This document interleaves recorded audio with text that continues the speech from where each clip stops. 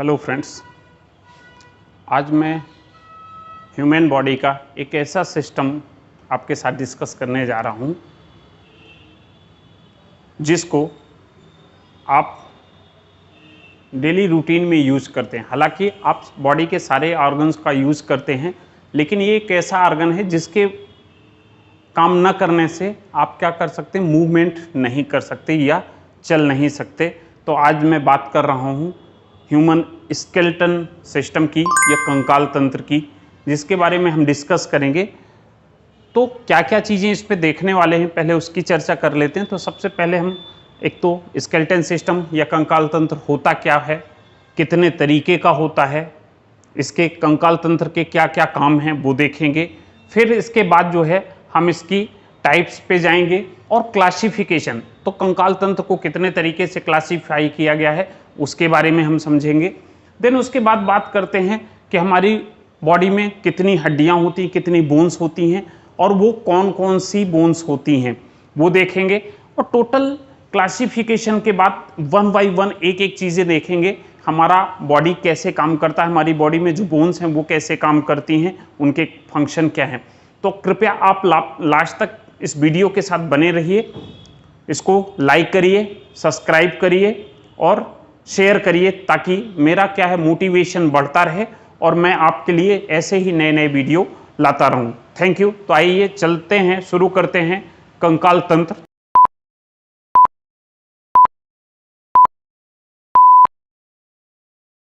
तो सबसे पहले बात करें इंट्रोडक्शन की, तो इंट्रोडक्शन क्या होता है या कंकाल तंत्र क्या होता है। तो skeleton system is composed of the 206 bone. तो स्केलेटन सिस्टम या कंकाल तंत्र क्या है, 206 हड्डियों से मिलकर बना हुआ होता है। और इसके साथ साथ में हड्डियों के साथ साथ में क्या मिलता है, अलॉन्ग विद द कार्टिलेज, इसके साथ कार्टिलेज मिलता है।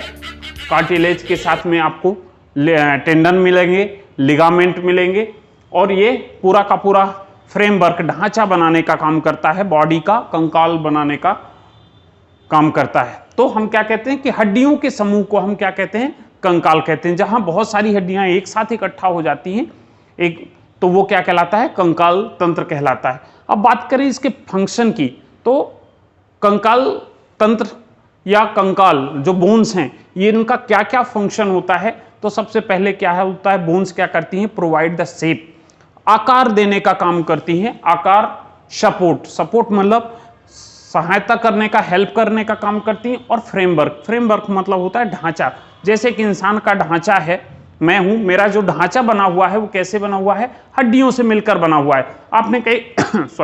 आपने कई बार देखा होगा, लोग निगेटिव देखते हैं और निगेटिव देख के क्या है, अंदाजा लगा लेते हैं कि ये किस व्यक्ति का है।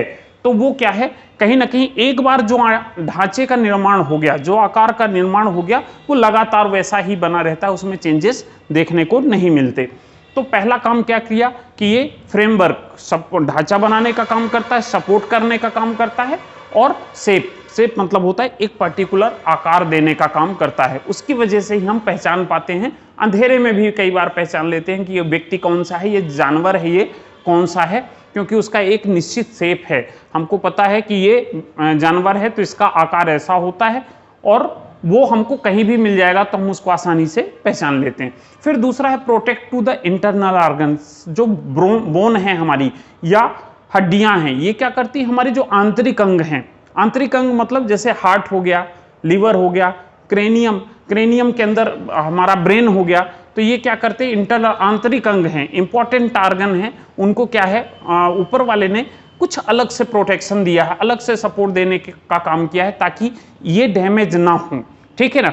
कभी आप गिरते हैं तो सबसे पहला हिस्सा कौन सा आपका जाता है, जमीन के कांटेक्ट में आता है, तो सबसे पहला जो लेस इंपॉर्टेंट है, मतलब आपका हाथ सबसे पहले ग्राउंड के कांटेक्ट में जाता है। मतलब अगर ये डैमेज भी हुआ तो रिपेयर हो जाएगा, रिपेयर नहीं हुआ तो इसको अलग कर दिया जाएगा, लेकिन इसके बाद भी आप क्या रह सकते हैं, जीवित रह सकते हैं। तो ऊपर वाले ने क्या किया है कि जो इंपॉर्टेंट ऑर्गन है आपके, उनको क्या किया है, अलग से प्रोटेक्शन दिया है। तो ये जो बोन्स ही हैं जो आपके आंतरिक अंगों को क्या करती हैं, सुरक्षा देने का काम करती हैं। फिर बात करें स्टोरेज प्लेसेस, ये बोन्स क्या करती हैं, स्टोर करने का काम करती हैं। क्या क्या चीजें स्टोर कर सकती, तो मिनरल्स हो सकते हैं, कैल्शियम हो सकते हैं, फॉस्फोरस हो सकता है, इन सारी चीजों को क्या करते हैं, स्टोर करने का काम करते हैं। फिर एक और इंपॉर्टेंट फंक्शन है बोन्स का, वो क्या कहलाता है? हीमेटोपोइसिस। हीमेटोपोइसिस मतलब ब्लड के फॉर्मेशन। तो जितनी लॉन्ग बोन्स हैं इनके अंदर क्या मिलता है? बोन मैरो मिलता है, या अस्थि मज्जा कहते हैं उसको हिंदी में। तो अस्थि मज्जा क्या करती है कि ब्लड के फॉर्मेशन में, आरबीसी के फॉर्मेशन में हेल्प करने का काम करते हैं। देन आता है मेक मूवमेंट पॉसिबल। अगर बोन ना होते तो इनके बीच में जो जॉइंट्स हैं वो मूव नहीं करते, मतलब हमारे हाथ पांव मूवमेंट नहीं होते, तो ये बोन्स ही हैं जो क्या करती हैं? मूवमेंट करने में हेल्प करती हैं, बॉडी के अलग अलग पार्ट्स को मूव करने में हेल्प करती हैं। फिर बात करें अगर टाइप्स की, तो स्केलेटन कितने तरीके का है? पहले इसकी बात करें तो स्केलेटन जो है जनरली दो तरीके का देखने को मिलता है। पहला होता है कि एक्सोस्केलेटन और दूसरा होता है एंडोस्केलेटन। एक्सोस्केलेटन मतलब बाह्य कंकाल कहते हैं, और बाह्य कंकाल, और एंडोस्केलेटन मतलब होता है आंतरिक कंकाल। तो बाह्य कंकाल क्या होता है? फॉर एक्सोस्केलेटन, इसमें जो स्केलेटन है वो शरीर के बाहरी वाले हिस्से में होता है, मतलब कि ये इसमें जो स्केलेटन पाया जाता है, ढांचा पाया जाता है, वो कहाँ मिलता है? शरीर के बाहर की तरफ मिलता है। ठीक है, फॉर एग्जाम्पल कीड़े मकोड़े, जितने कीड़े मकोड़े हैं इनमें जो स्केलेटन होता है, हड्डियां होती हैं, बोन्स होती हैं, वो शरीर के बिल्कुल बाहर की तरफ होती हैं, चमड़ी और उसके बाद स्केलेटन। देन जैसे मोलस्का, तो मोलस्का के जितने जीव आते हैं वो सब के सब क्या हो जाते हैं कि उनमें स्केलेटन बाह्य पाया जाता है। फॉर एग्जाम्पल जैसे आपने देखा हो शंख, तो शंख क्या होता है? शंख एक तरीके का जीव है। ठीक है, शंख का जो बाहर का आवरण है वो हमारे पास रहता है, और इसमें जो मांस वगैरह होता है ये कहाँ होता है? शंख के अंदर की तरफ होता है। जब वो क्या है, जीव मर जाता है तो वो धीरे धीरे सड़ के बाहर निकल आ जाता है, शंख हमको खाली मिल जाता है। फिर सीप, सीप के ऊपर भी क्या है? बाहर की तरफ खोल होता है, कवर होता है, और उसके अंदर जीव पाया जाता है। जैसे ही वो धीरे धीरे क्या है, जीव एक्सपायर होता है, उसकी डेथ होती है, तो वहां से सारा मटेरियल निकल के बाहर सड़ के निकल जाता है, और सीप क्या हो जाती है? हमको फ्री मिल जाती है। उसके बाद बात करें कि कौड़ी, तो कौड़ी भी एक तरीके का जीव है। आपने देखा हो पुराने समय में कौड़ी का उपयोग रुपए के रूप में किया जाता था। कहते थे कि मैं तुमको एक कौड़ी भी नहीं दूंगा, या फूटी कौड़ी भी नहीं दूंगा। सॉरी, तो फूटी कौड़ी नहीं दूंगा मतलब क्या है? कौड़ी का उपयोग रुपए के रूप में किया जाता था। ठीक है, तो कौड़ी के अंदर भी क्या है? एक जीव होता था जो बाद में मरने के बाद वो सड़ के बाहर निकल जाता था, कौड़ी फ्री हो जाती थी। ऐसे ही बिच्छू, तो बिच्छू का जो बाहरी हिस्सा होता है, खोल होता है, अगर आप उसको टच करें तो आप पाएंगे कि क्या है, वो बाहर का हिस्सा क्या है? कड़क होता है, हार्ड होता है। लेकिन आप कभी कोशिश मत करिएगा जीवित के ऊपर, क्योंकि वो आपको कड़ा कर सकता है, आपको काट सकता है, इसलिए आपको टच करने की जरूरत नहीं है। तो ये जितने भी कीड़े मकोड़े हैं इनके जो बाहर का खोल होता है, बाहर की कवरिंग होती है, वो क्या होती है? हार्ड होती है, और उसको हम क्या कहते हैं? बाह्य स्केलेटन या बाह्य कंकाल तंत्र कहते हैं। फिर बात करें आंतरिक कंकाल तंत्र की, तो आंतरिक कंकाल तंत्र क्या है कि इनका कंकाल शरीर के अंदर होता है। मतलब शरीर के अंदर का मतलब कि पहले उसमें आपको स्किन मिल जाएगी, चमड़ी मिल जाएगी, चमड़ी के बाद मांस मिल जाएगा, ब्लड वेसल्स मिल जाएंगी, और फिर जाके कहीं क्या है? बोन्स मिलेंगी। तो ये किन के अंदर पाया जाता है? फॉर एग्जाम्पल गाय हो गया, भैंस हो गया, इंसान हो गया, तो इनके अंदर क्या है? आंतरिक कंकाल पाया जाता है, या जिसको हम क्या कहते हैं दूसरे शब्दों में एंडोस्केलेटन कहते हैं इंग्लिश में। तो ये एंडोस्केलेटन पाया जाता है। और फिर बात करते हैं मिक्स्ड स्केलेटन की। मिक्स्ड स्केलेटन मतलब कुछ जीवों के अंदर दोनों तरीके के स्केलेटन पाए जाते हैं, मतलब बाह्य स्केलेटन भी पाया जाता है और आंतरिक स्केलेटन भी पाया जाता है। फॉर एग्जाम्पल टर्टल या कछुआ, तो कछुआ को अगर आपने देखा हो तो कछुआ के एक ऊपर बाहर कवर होता है, मोटा हार्ड कवर होता है। अगर आप उसमें क्या करें, उसको पीटें या तोड़ने की कोशिश करें तो वो डैमेज नहीं होता। तो ये एग्जाम्पल है बाह्य कंकाल का। और कछुए का हेड, सर, पूंछ और उसके हाथ पांव क्या है? बाहर निकले होते हैं। ये अंतः स्केलेटन का या कहें आंतरिक कंकाल का हिस्सा होता है।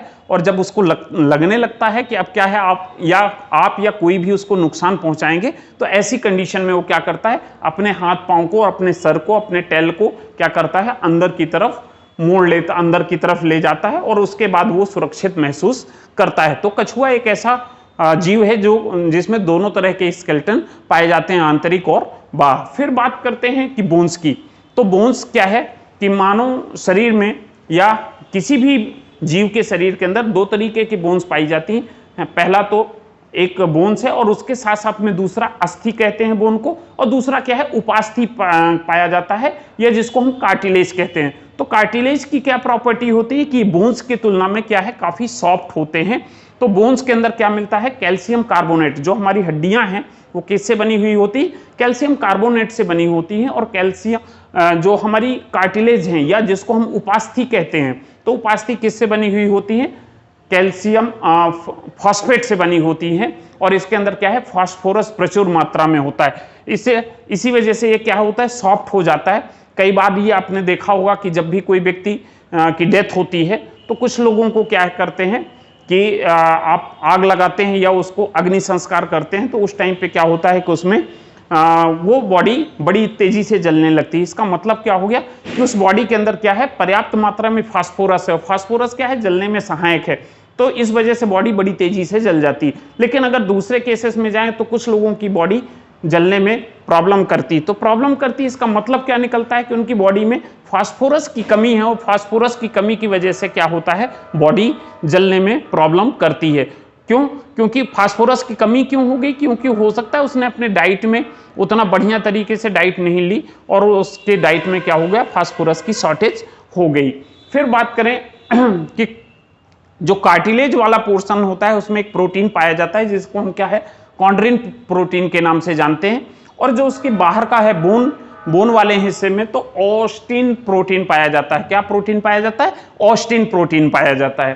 फिर बात करें बोन मैरो, तो बोन मैरो क्या है अस्थि मज्जा। तो जो किसी भी बड़ी बोन्स के जो बीच का सेंटर का पोर्शन होता है, ये मच्छरदानी जैसे मच्छरदानी होती है वैसे ही छोटे छोटे छोटे छोटे सेल दिखाई देते हैं, और ये बोन के सेंटर का वाला पोर्शन होता है जिसको हम क्या कहते हैं बोन मैरो कहते हैं, और यही वो हिस्सा है जहां ब्लड का फॉर्मेशन होता है, हेमेटोपोइसिस होता है, मतलब ब्लड का फॉर्मेशन किया जाता है। फिर बात करें इसके बोन्स की क्लासिफिकेशन की, तो बोन्स को दो तरीके से क्लासिफाई किया गया है, पहला अपेंडिकुलर और दूसरा एक्सियल। तो अपेंडिकुलर स्केलेटन ये क्या कहलाता है, ऐसा स्केलेटन जो शरीर के बाहर होता है, ऐसा स्केलेटन का सिस्टम बोन्स जो क्या करती है बाहर हमको चलने फिरने में, घूमने में, वॉक करने में मदद करती हैं, ये क्या कहलाती हैं हमारा अपेंडिकुलर स्केलेटन कहलाता है। और ये लगभग 126 होता है। कितनी बोन्स से मिलकर बना हुआ होता है 126 बोन से मिलकर अपेंडिकुलर स्केलेटन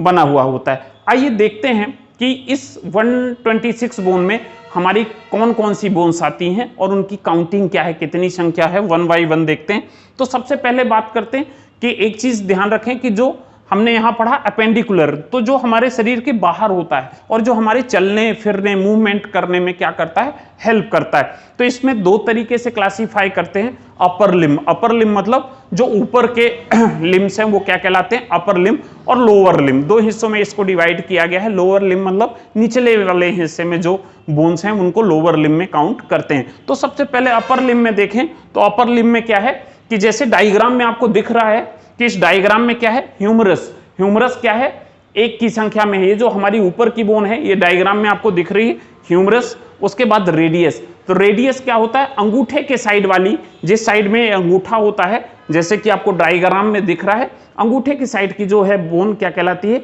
रेडियस कहलाती है, और उसके साइड में पतली छोटी बोन क्या कहलाती है अल्ना कहलाती है। तो ये एक एक होती हैं तीनों। इसके बाद आते हैं हाथ की तरफ आ गए तो क्या हुआ कार्पल बोन होती है। कार्पल कितनी संख्या में होती है, कार्पल मतलब कलाई, कलाई वाले हिस्से में कितनी बोन होती है कुल 8 बोन होती हैं, ये कार्पल होती है। इसके बाद आता है मेटाकार्पल, तो मेटाकार्पल कितनी, मेटाकार्पल मतलब ये हथेली वाला जो हिस्सा है इसके ऊपर की जो बोन होती है मेटाकार्पल कहलाती, और ये कुल 5 होती हैं। इसके बाद कहें फेलेंजियस, फेलेंजियस मतलब जो फिंगर्स हैं इनकी बोन, जैसा कि आपको ये डायग्राम में दिख रहा है ये फेलेंजियस बोन होती है। फेलेंजियस बोन कितनी होती हैं कुल 14 होती है। 14 मतलब हर बोन में 3-3 पार्ट होते हैं, मतलब हर फिंगर में 3-3 पार्ट होते हैं। एक अकेला थंब ऐसा होता है जिसमें सिर्फ 2 ही बोन होती हैं, एक ऊपर और दूसरी क्या है डायरेक्ट हथेली से जुड़ी हुई होती। तो इस तरीके से क्या है अपर लिम्ब में कितनी 14 बोन होती है। फिर लोअर लिम्ब की बात करें तो जैसा कि आपको इस डायग्राम में दिख रहा है कि लोअर लिम्ब में कुल कितनी 60 बोन होती है। अपर लिम्ब में आपने देखा उसमें भी 60 बोन मिल गई, फिर 60 बोन आपको लोअर लिम्ब में मिल जाती हैं। तो लोअर लिम्ब में ये सबसे लंबी बोन जो दिखाई दे रही है फीमर है, फीमर के बाद एक पटेला बोन होती है, जो फीमर के ठीक नीचे होती है। यहां मैं आपको एक चीज क्लियर कर दूं कि ऊपर ह्यूमरस के बाद कोई बोन नहीं है, सीधे आपको रेडियस और अल्ना मिल जाती है। लेकिन अगर लोअर लिम्ब की बात करें तो क्या होता है कि इनका जो है एक छोटी गोल बोन होती है जिसको हम क्या कहते हैं, पटेला कहते हैं।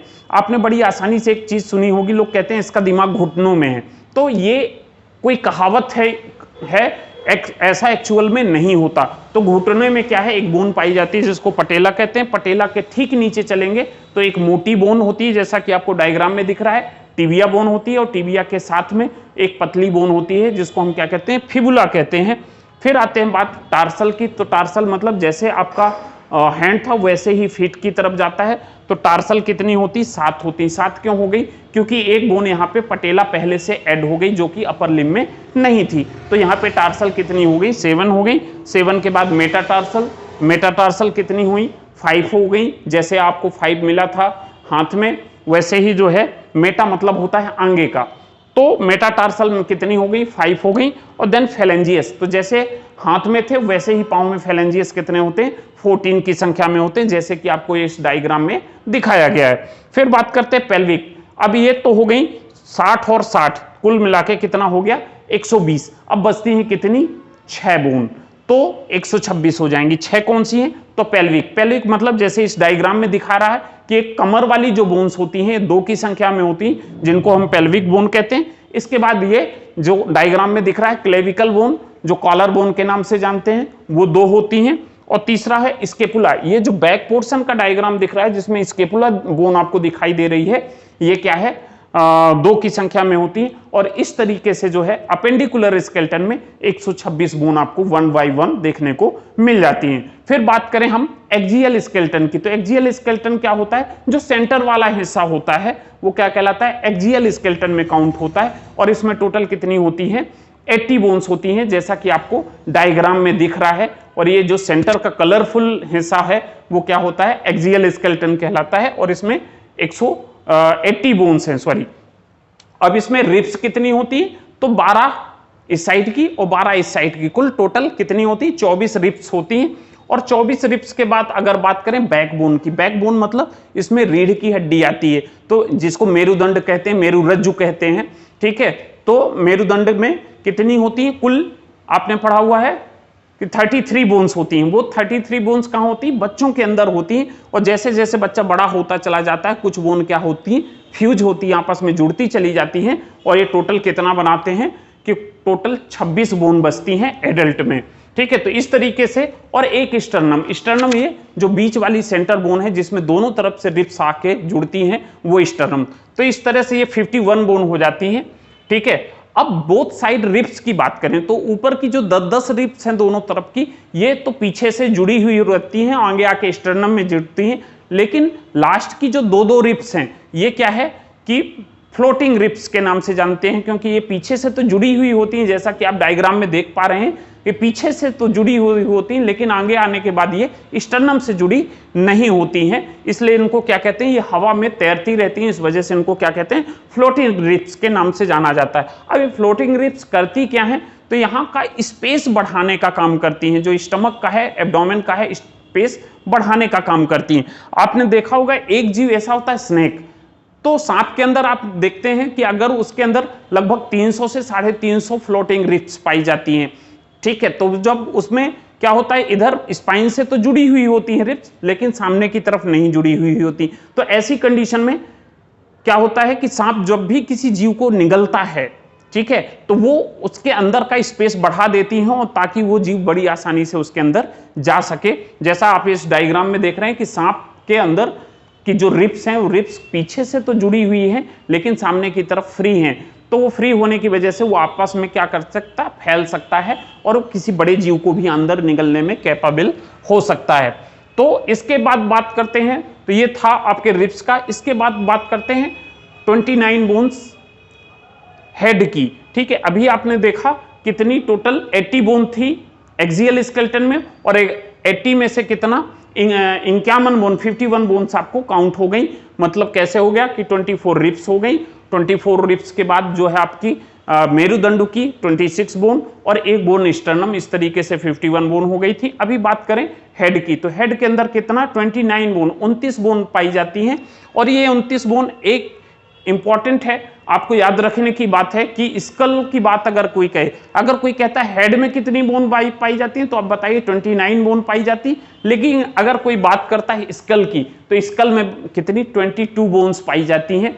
याद रखिए कि इस पे जो है ईयर मतलब कान को जो है स्कल में इंक्लूड नहीं किया जाता, जबकि हेड में उसको इंक्लूड किया जाता है। तो अगर स्कल की कान की बात करें, हेड की बात करें, तो हेड में कान के अंदर 3 बोन पाई जाती हैं, जिसको हम मिस के नाम से जानते हैं, मिस। तो M = मैलियस 1, इंकस 1 और स्टेपियस 1। इस तरीके से एक कान में 3 हड्डियां और दोनों कान की मिला के जो है 6 हड्डियां होती हैं। इसमें जो है मैलियस आपकी बॉडी की सबसे कमजोर हड्डी होती है, और जो स्टेपियस है ये सबसे छोटी हड्डी कहलाती है। आपकी बॉडी की सबसे छोटी हड्डी क्या कहलाती है? स्टेपियस कहलाती है। इस तरह से 3 इस कान की और 3 दूसरे कान की, कुल मिला के 6 बोन्स होती हैं। और एक हाइड बोन एक गले में नीचे की तरफ होती है, जो आपको ये डायग्राम में रेड कलर का दिखाई दे रहा है, ये हाइड बोन कहलाता है। तो ये एक होती, कुल 7 बोन हो जाती हैं। देन बात करें उसके बाद बाकी की जो 22 बचती हैं 29 में से, वो होती हैं आपके स्कल के अंदर। और स्कल के अंदर उसमें जो क्रेनियम है, ये जो आपके स्कल की या खोपड़ी की हड्डियां हैं, ये कुल कितनी होती है? 8 बोन होती। और जो आपका फेस है, फेस में कुल मिला के ये इस एरिया में कितनी 14 बोन होती हैं। और यहाँ पे आपका मैंडिबल पाया जाता है। मैंडिबल क्या है कि आपका सबसे स्ट्रांगेस्ट बोन है, बॉडी की सबसे स्ट्रांगेस्ट मतलब सबसे मजबूत बोन कौन सी है? आपका मेलियस है, मैंडिबल है। देन टीथ इनेबल मतलब टीथों के ऊपर जो इनेबल होता है, परत होती है, वो क्या होती है? सबसे मजबूत अंग होती है। मतलब अगर बात करें कि सबसे मजबूत अंग कौन सा है, तो आप बताइए कि टीथ के ऊपर जो इनेमल होता है वो सबसे मजबूत अंग होता है। और ये था पहला क्लासिफिकेशन, आपने उसमें देखा एक्सियल और अपेंडिकुलर स्केलेटन।